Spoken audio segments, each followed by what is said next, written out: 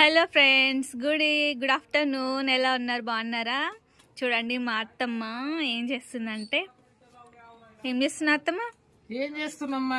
కోవ విసుకుతున్నా. ఇంకేంది, కోడన్లు ఉంటే గిట్లనే ఉంటది. అత్తలతో పని చేపిస్తారు. అత్తమ్మ నువ్వే అన్నావు. నేనంటే నువ్వు అనాలి కదా, ఇక్కడదే నేను చేస్తా. మరి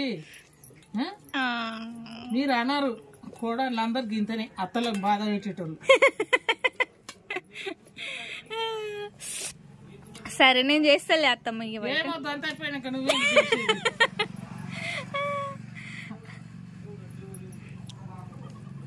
ఏమేమి వేసినావు అత్తమ్మ? ఇంట్లో తినే సోడా వేసిన, మైదా వేసిన, 2 చెంచాలు, ½ కిలో కొవ్వా వేసి విసుకుతా విసుకుతా ఉన్నా. నాకు మీ లెక్క విసుకనికి రాదు. నేను గిట్లా విసుకుతా. ఇట్లా విసుకుతే మంచిగా అవుతుంది. ఇంత ఇసుక పోదు. చేతులతో ఇట్లా విసుకోవద్దు. ఇగో ఇది తరిక. ఇగో ఇది ఇట్లా విసుకుతే ఎసంటి పిండి కానీ, మైదా కానీ, జొన్న పిండి కానీ, గోధుమ పిండి కానీ ఇంత మంచిగా వస్తుంది అంటే అంత మంచిగా వస్తుంది. మీరు విసుకుతే పక్కల పూట అంతా వలుగుతాయి ఈ రొట్టెలు. అట్లా విసుకుతారు వాళ్ళని. ఇది పిండి విసుకే తరిక. ఇది ఇట్లా సాఫ్ట్ రావాల. ఒకసారి గోళీలు చేసి చూడు. నాకేడు వస్తాయి మీరు చేసే గోళీలు. రావు నాకు. ఏంటి తెలుసా, ఇది గులాబ్ జామ్ చేస్తుంది మా అత్తమ్మ. చూడండి, ఇట్లా అరిచేతిలో పెట్టుకొని ఇట్లా చేయాలన్నమాట.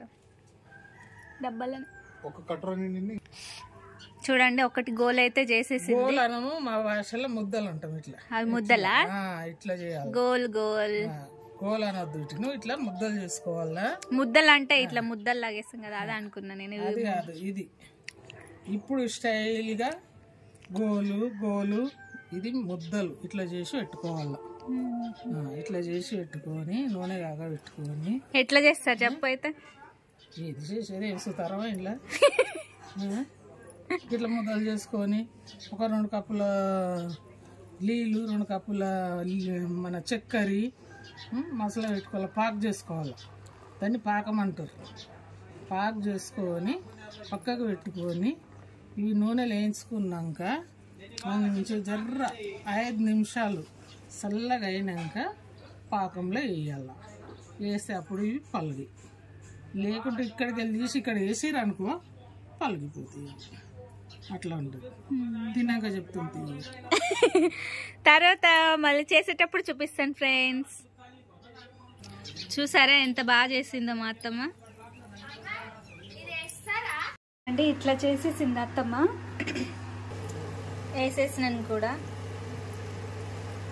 వేసేటప్పుడు జాగ్రత్తగా వేయండి, ఎందుకంటే ఒక్కొక్కసారి ఇచ్చుకపోతాయి అన్నమాట వేస్తుంటే. చూడండి దీనికి ఎట్లా అతుక్కుందో. అందుకే వేయంగానే కొద్దిసేపు వేస్తూనే ఇట్లా కొంచెం కదిలించండి. ఇట్లా అంటుకోదన్నమాట. చూడండి ఇట్లా స్లోగా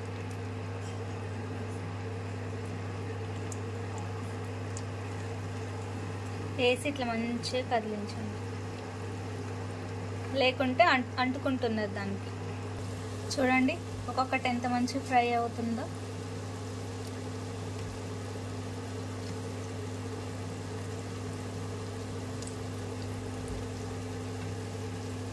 ఇది షుగర్ సిరప్ కదా, షుగర్ సిరప్ అండి ఇది.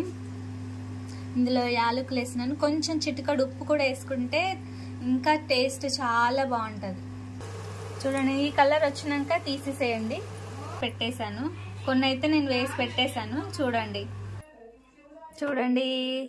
ఇట్లా అవుతుంది అనమాట. మంచిగా నానినాక అబ్జర్వ్ చేసుకున్నాక షుగర్ సిరప్ తినండి. రెడీ అయిపోయినాయండి గులాబ్ జాములు. చెప్పండి అత్తమ్మ. మంచిగా అయినాయి. ఇట్లా చేసుకొని ఇట్లా తినాలా.